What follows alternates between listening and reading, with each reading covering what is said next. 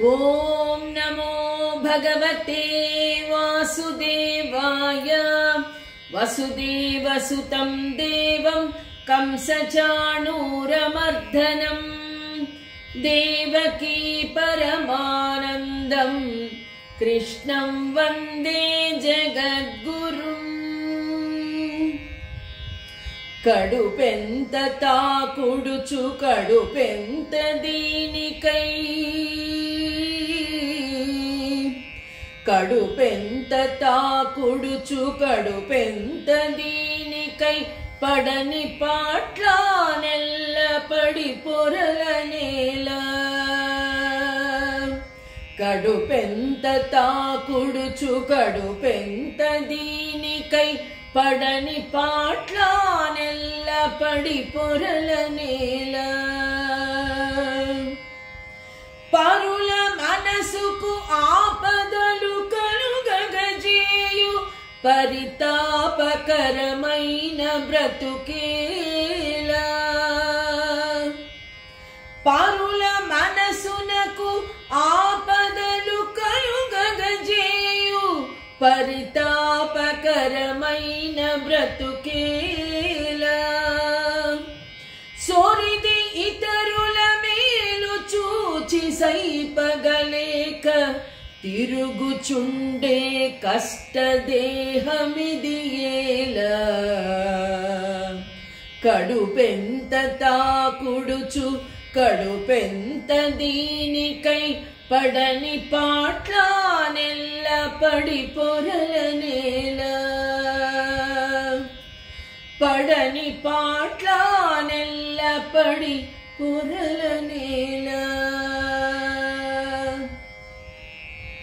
ఆత్మబంధువులారా, భగవద్భక్తులారా, అన్నమయ్య రాసినటువంటి ఈ పరమ పవిత్రమైనటువంటి కీర్తన విన్నట్లయితే కడుపెంత తాకుడుచు కడుపెంత దీనికై పడని పాట్ల నెల్ల పడి పొరల నేల ఎంత ఖచ్చితంగా రాశారో మనకు అర్థమవుతుంది.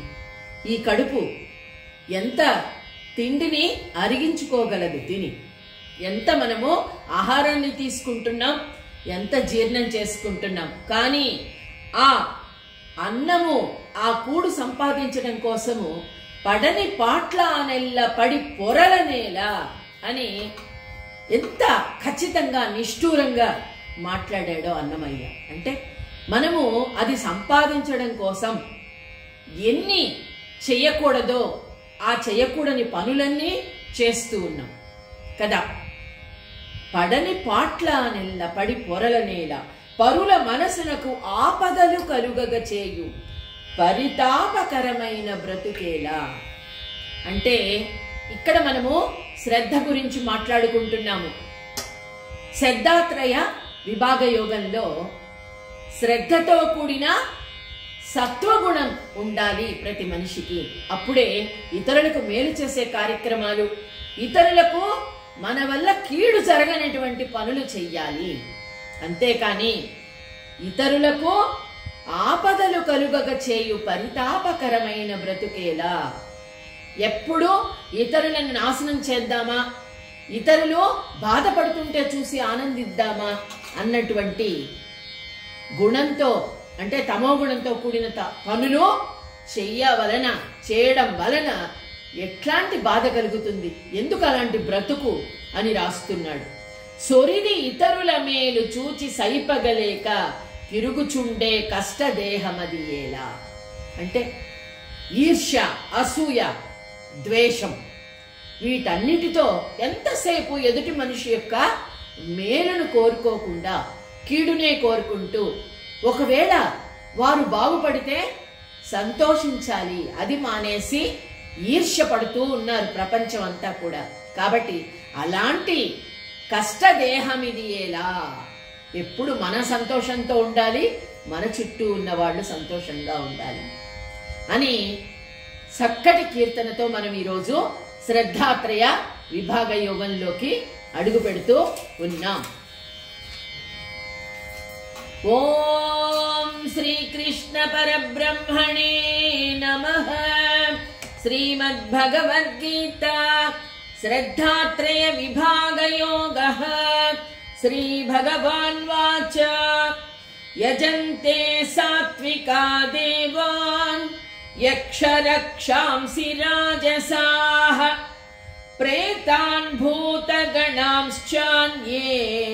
యజంతే తామసా జనాః. అంటే సాత్విక శ్రద్ధ ఉన్నటువంటి మనుష్యుల లక్షణాలు ఏ విధంగా ఉంటాయి, వాళ్ళని చూడగానే వీరు ఎప్పుడూ సాత్విక గుణంతోనే ఉంటారు, చాలా ఆనందంగా ఉంటారు అని కొంతమందిని చూస్తే మనం చెప్పొచ్చు. ఏ విధంగా అంటే యజంతే సాత్వికా దేవాన్ యక్షరక్షాంసి రాజసాః.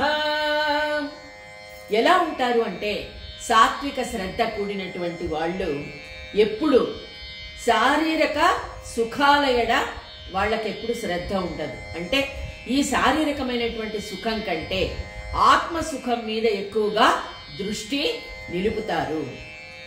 అంతేకాదు తన సుఖం కంటే ఇతరుల సుఖమే కోరుకుంటారు. మానవ సేవే మాధవ సేవ. మన వలన ఇతరులు ఆనందంగా ఉన్నట్లయితే మనం ఆనందంగా ఉంటాం అని కోరుకుంటారు. అన్ని విద్యలను నేర్చుకుంటారు. అంతేకాదు యజ్ఞాది విధానములను ఆచరిస్తారు. యజ్ఞము అంటే హోమము ఒక్కటే కాదు, మనము చేయవలసినటువంటి నిత్య కర్మలు, నిత్య అనుష్ఠానం. ఉదయమే నిద్ర లేవడము, అలాగే పెద్దల దగ్గర ఆశీర్వాదము తీసుకోవడము, నమస్కరించడము, ఈ భూదేవికి మొరక్కడము ఈ జన్మ ఇచ్చినందుకు. అంతేకాకుండా మన అరచేయి చూసుకొని దేవతలను ముఖ్యంగా నమస్కరించుకోవడము. కరాగ్రే వసతే లక్ష్మి కరమధ్యే సరస్వతి కరమూలేతు గోవింద ప్రభాతే కరదర్శనం అని చెప్తారు. లేవగానే మన అరచేతిలో ఆ దేవతలు ఉంటారు. వారికి మ్రొక్కి, భూదేవికి మ్రొక్కి మన నిత్య అనుష్ఠానం స్నానం చేసి దేవుడి దగ్గర దీపారాధన చేసుకుని మనము నిత్య కర్మలు ఏం చేసుకుంటామో అవి సక్రమంగా నెరవేర్చుకుని ఆ విధంగా ఉంటారట. ఎవరో శ్రద్ధతో కూడిన సాత్విక గుణం కలిగినటువంటి వారు. అంతేకాదు యక్ష రక్షాంసి రాజసాహ. ఇక అలాంటి వాళ్ళు ఎలా ఉంటారు అంటే ఎప్పుడు కూడా ప్రశాంతంగానే ఉంటారు. ఇక రాజస శ్రద్ధతో కూడినటువంటి వాళ్ళు ఎలా ఉంటారు అంటే ఎవరిని పూజిస్తారు అంటే పిశాచ గణాలని పూజిస్తారు. అంటే ఈ క్షుద్ర దేవతలను ఎక్కువగా పూజిస్తారు. సాత్విక గుణము ఎప్పుడు కూడా, అందుకే మనందరం కూడా లలితా దేవిని, సౌభాగ్యవతులందరూ కూడా లలితా సహస్రనామ పారాయణము చేస్తారు. అమ్మవారి పూజ చేసే వారికి ఎక్కడ కూడా అడ్డంకులే రావు. ఆయురారోగ్య అష్టైశ్వర్యాలు ఆ తల్లి మనకు ప్రసాదిస్తుంది. పేరులోనే లలిత, లలితమైనటువంటి ఆ తల్లి అంటే సాత్వికము అనేది ఆమె పేరులోనే ఉంది. అలా కాకుండా రాజస గుణం ఉన్నటువంటి వాళ్ళు ఎలాగా అంటే ఒక తామస గుణంతో కూడిన వారిని ఎక్కువగా నమ్ముతారు. అంతేకాదు మనం చూస్తూ ఉన్నాం, ఎవరు ఏది చెబితే దానిని అనుసరించడం. అది కూడా భగవద్గీతలో శ్రీకృష్ణ పరమాత్మ చెప్పాడు. నీ ధర్మాన్ని స్వధర్మే నిధనం ధ్యేయః. నీ స్వధర్మానికి మించినది లేనే లేదు, అదే ధ్యేయంగా పెట్టుకో. పరధర్మాన్ని ఎప్పుడు కూడా అనుసరించవద్దు. ఎవరేది చెప్తే దానిని అనుసరించక్కర్లేదు. మన ధర్మం మనం ప్రతి ఒక్కరు కూడా నిర్వర్తిస్తే చాలు. ఆ భగవంతుణ్ణి మనసారా ఎవరికి ఏ దేవతామూర్తి ఇష్టమో ఆ మూర్తిని ఆరాధించవచ్చు మనస్ఫూర్తిగా. అంతే. ఇక్కడ ఈరోజు మనం చూసినట్లయితే 100 రకాలు 1000 రకాలు ఎవరికి ఏది తోస్తే అది చెబుతూ ఉన్నారు. కానీ నీకేది అనిపిస్తే, నీ మనసుకు ఏది ఇష్టం అనిపిస్తే, నీ స్వధర్మం ఏంటి, నీ ధర్మాన్ని నీవు ఆచరించు. ఆ స్వామి అదే చెప్తున్నాడు. అదే కాకుండా చూడండి, ఇక్కడ సాత్విక శ్రద్ధ చేత సంరక్షింపబడే వానికి కైవల్య భయం కూడా ఉండదట. అంటే ఎప్పుడో మోక్షం వస్తుంది, కైవల్యము అంటే మోక్షం, ఎప్పుడో స్వర్గంలో వస్తుంది మోక్షము అన్న భయమో లేదు. అమ్మో ఎలా అన్న భయం ఉండదు. నీ కర్మ నీవు అనుసరిస్తూ ఉండవలసిందే. అదే భగవద్గీతలో చెప్పవలసింది. చెప్పే అదృష్టము, వినే అదృష్టము మనకు కలిగింది. అంటే నీ కర్మ నీవు చేస్తూ ఉండు, ఫలితాన్ని నాకు వదిలేయమని ఆ స్వామి చెప్పాడు. కాబట్టి ఇక్కడ చూడండి, అదే విధంగా ఇక్కడ చెప్తూ ఉన్నాడు. ఏమని? ప్రేతాన్ భూతగణాంశ్చాన్యే యజంతే తామసా జనాః. తామస గుణం ఉన్నటువంటి వాళ్ళు ఎప్పుడు శ్మశానంలో కూర్చొని అనేక రకాలైనటువంటి పూజలు చేస్తూ ఉంటారు. అంతేకాదు, ఎవరిని బాధ పెడదామా, ఎవరైనా బాధపడుతూ ఉంటే చూసి సంతోషించేవారు. అంతకంటే క్రూరులు ఇంకొకరు ఉండరు. చేతనైతే మనకు ఏదైనా సహాయం చేయగలిగితే చెయ్యి, లేకపోతే వారిని చూసి కనీసం జాలిపడాలి. అంతేకాని చూసి బాధపడుతూ ఉంటే చూసి సంతోషించడము చాలా క్రూరత్వం అనిపించుకుంటుంది తామస గుణంలో. అది అంటే ఆ తామస గుణంలో శ్రద్ధ కలిగినటువంటి వారు అలాంటి పనులే చేస్తారు. ఉదయం లేచిన దగ్గర నుండి ఏది ఈ సమాజానికి చెడుపు, ఏ విధంగా చేద్దాం, రకరకాలైనవి శ్రద్ధతో, అవి కూడా శ్రద్ధతో చేస్తారు. అంటే దొంగతనాలే కావచ్చు, హత్యలే కావచ్చు, అన్నిటికీ మించి ఎదుటి మనిషిని ఏ విధంగా బాధ పెడదామా, మానసికంగా హింసించడం కూడా హత్య కంటే చాలా తీవ్రమైంది. ఆ విధంగా ఆలోచిస్తూ ఉంటారు. అయితే ఇక్కడ స్వామి ఒకటి చెప్తూ ఉన్నాడు, ఎవరైతే సాత్విక శ్రద్ధతో ఉంటారో వారిని అనుసరిస్తూ ఉన్నట్లయితే వాళ్ళ సాత్విక శ్రద్ధ కూడా మనకి తప్పకుండా అబ్బుతుంది. ఎక్కడైతే సాత్విక శ్రద్ధ ఉందో వారిని మనము అనుసరించినట్లయితే ఎలా అంటే చూడండి, ఒక దీపంతో అనేక వేల లక్షల దీపాలు మనము వెలిగించవచ్చు. మొట్టమొదట ఒక దీపాన్ని వెలిగిస్తాం, ఆ దీపంతో ఎన్నో లక్షల దీపాలు మనము వెలిగించవచ్చు. అంటే ఒకరు సాత్విక గుణంతో కూడిన శ్రద్ధతో అనేక మంచి కార్యక్రమాలు చేస్తూ ఉన్నారు, అనేకమైనటువంటి కర్మలు చేస్తూ ఉన్నారు. వారితో కలిసి ఆ కర్మలో మనము పాల్గొన్నా చాలు, మనకు కూడా ఆ సాత్విక శ్రద్ధ తప్పకుండా అలవడుతుంది. అందుకే సత్సంగత్వే నిస్సంగత్వం. అణువున మనము ఈ భజగోవింద శ్లోకాన్ని మనం చెప్పుకుంటూ ఉన్నాం. సత్సంగత్వే నిస్సంగత్వం, నిస్సంగత్వే నిర్మోహత్వం, నిర్మోహత్వే నిశ్చలతత్వం, నిశ్చలతత్వే జీవన్ముక్తి.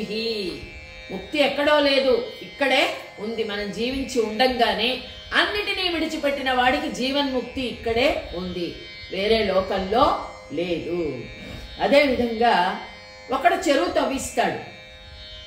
మనం చెప్పుకున్నాం, అశోకుడు, మనం చదువుకున్నప్పుడు అశోకుడు ఎన్నో బావులు తవ్వించాడని, అలాగే మంచి పనులు చేశాడని మనం చెప్పుకున్నాం. కానీ అవి వారు ఉన్నా వారు లేకపోయినా అనేక మందికి ఉపయోగపడుతూ ఉన్నాయి. అంతే కదా, అసలు అంతవరకు అవసరం లేదు.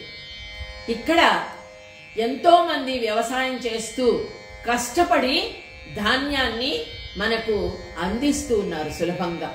మనం ఆహారాన్ని హాయిగా సేవిస్తూ ఉన్నాం, కానీ కష్టపడిన వాళ్లను మర్చిపోతూ ఉన్నాం. మనం ఎక్కడి నుండి వచ్చింది మనకి ఇదంతా? వారు కష్టపడితేనే కదా వచ్చింది. అంటే ఒకరు కష్టపడి ఒకరు సాత్విక గుణంతో కూడిన శ్రద్ధతో ఏ కర్మ చేసినా దాన్ని అనుసరించిన వారికి, దానిని అనుక్షణము తలుచుకునే వారికి తప్పకుండా ఆ సాత్విక శ్రద్ధ కూడా కలుగుతుంది. తలుచుకుంటూ ఉండాలి. అందుకే అంటారు, పుణ్యము చేసినటువంటి వారిని మనము జీవితంలో అనుక్షణము గుర్తు చేసుకుంటూ ఉండాలి. పెద్దలని, వారి వల్ల కదా మనం ఈరోజు ఇలా ఉన్నాము.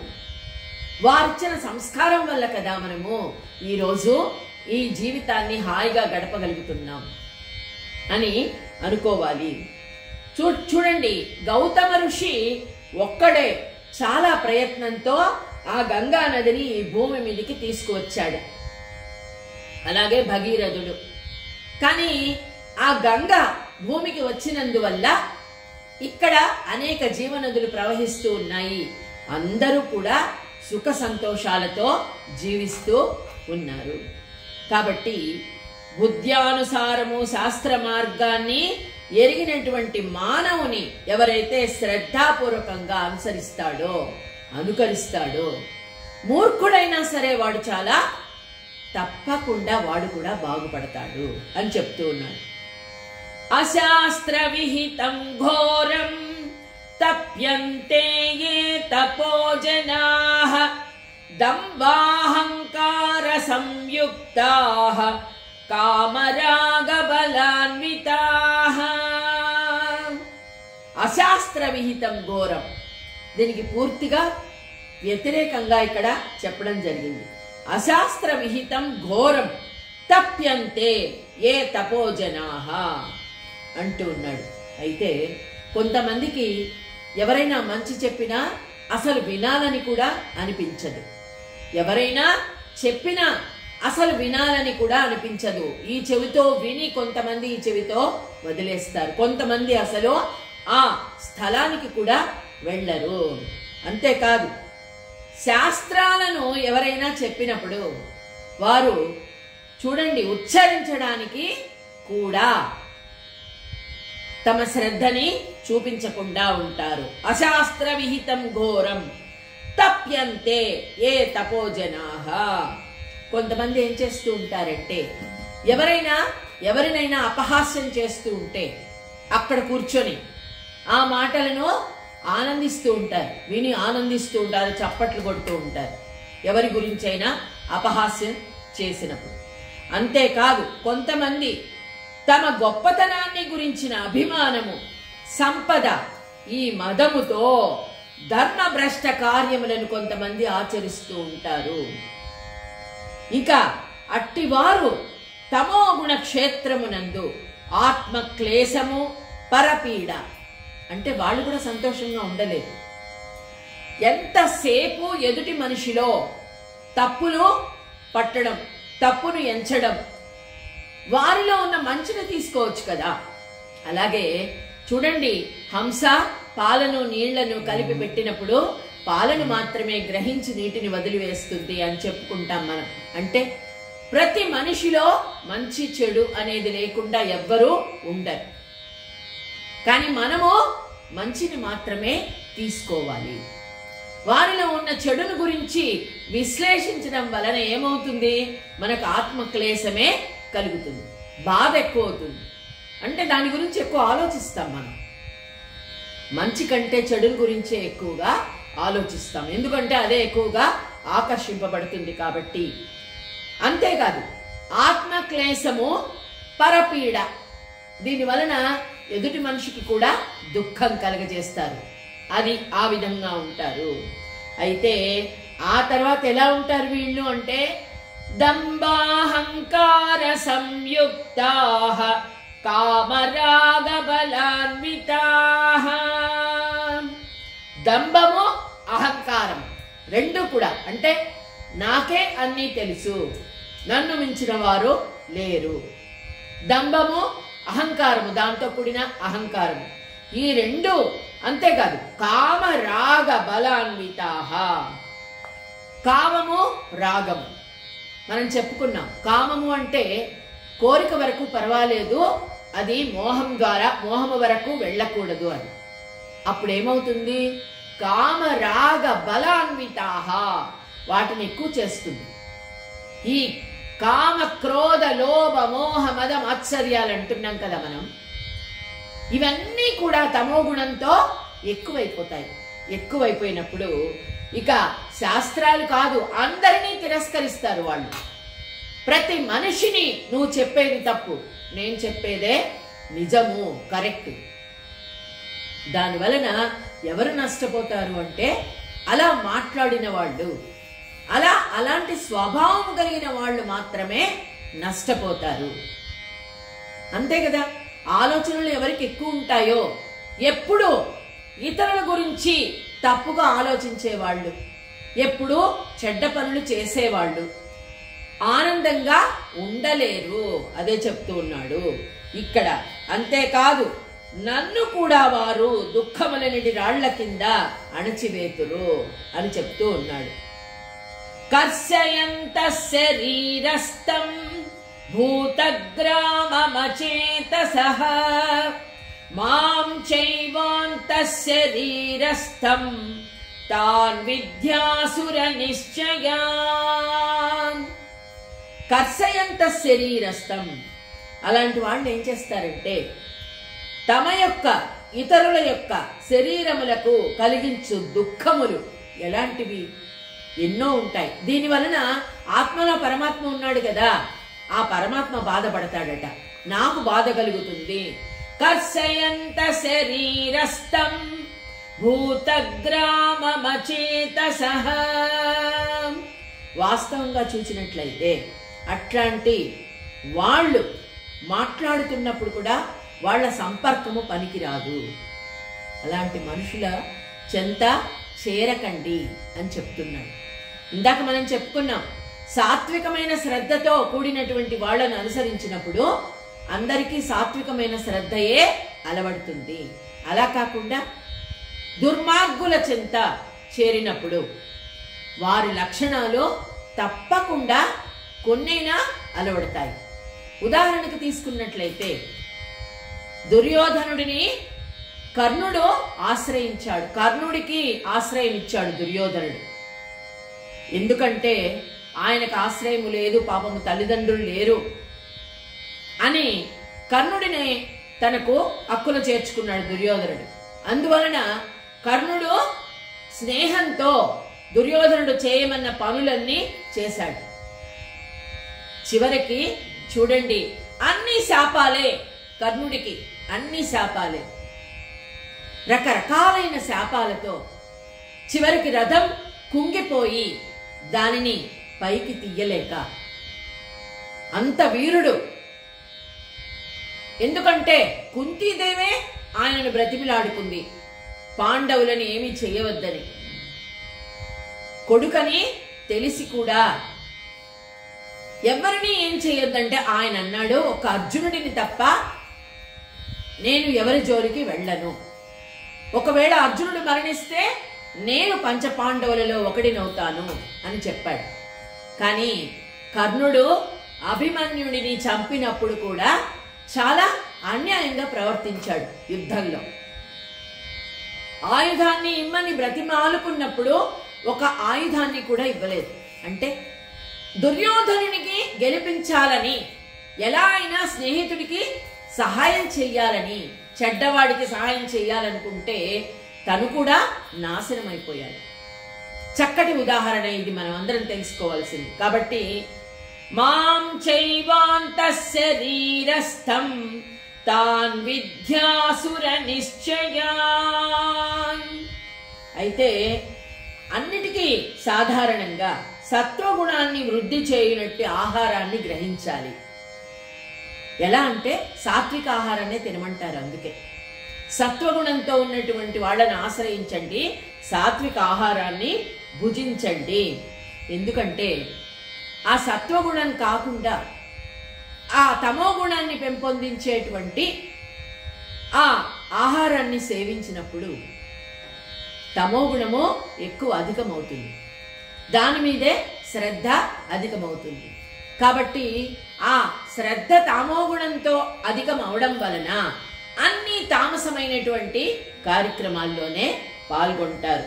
కాబట్టి మన పెద్దవాళ్ళు కూడా చెప్తారు, సాత్వికమైన ఆహారం చెయ్యండి, సాత్వికమైనటువంటి మనుషులతో కలిసి స్నేహము చెయ్యండి. అంతేకాకుండా చూడండి, ఎప్పుడూ కూడా సాత్వికమైనటువంటి ఆలోచనలే చెయ్యండి. దురుద్దేశాలు ఎవరి మీద ఉండకూడదు. ఉదాహరణకు తీసుకున్నట్లయితే ఒక పాత్రను వెచ్చ చేసినప్పుడు పాత్రలో ఉన్న నీరు కూడా వేడెక్కిపోతుంది. అలాగే చూడండి, మనం ఏ విధంగా అయితే సంపర్కం ఎవరితో అయితే ఉంటుందో చిత్త వృత్తుల మీద కూడా అదే సంపర్కం ఉంటుంది. అంటే మనం తీసుకునే ఆహారం చక్కగా పక్వంగా తినాలి అని చెప్తారు. చక్కగా ఉడికించి తినండి, హాయిగా సాత్వికమైన ఆహారం భుజించండి అని. ఎందుకంటే అలా భుజించడం వల్ల సులభంగా జీర్ణమవుతుంది. మనం ఆలోచించే ఆలోచనలు చిత్తవృత్తుల మీద దాని ప్రభావం తప్పకుండా ఉంటుంది. ఇప్పుడు మనం చెప్పుకున్నట్లుగా నీరును పాత్రలో పోసి వేడి చేసినప్పుడు పాత్రతో పాటు నీరు కూడా వేడి అవుతుంది. అలాగే ఈ మన అన్నము, మనం తీసుకునేటువంటి ఆహారము వలన మన చిత్త వృత్తులు కూడా ఆధారపడి ఉంటాయి. అంతేకాదు, ఇక్కడ మాం చైవాంత శరీరస్థం తాన్ విద్యాసుర నిశ్చయాన్ అంటే వీళ్ళు చేసేటువంటి చిత్త వృత్తుల వల్ల నేను బాధపడుతున్నాను అర్జున.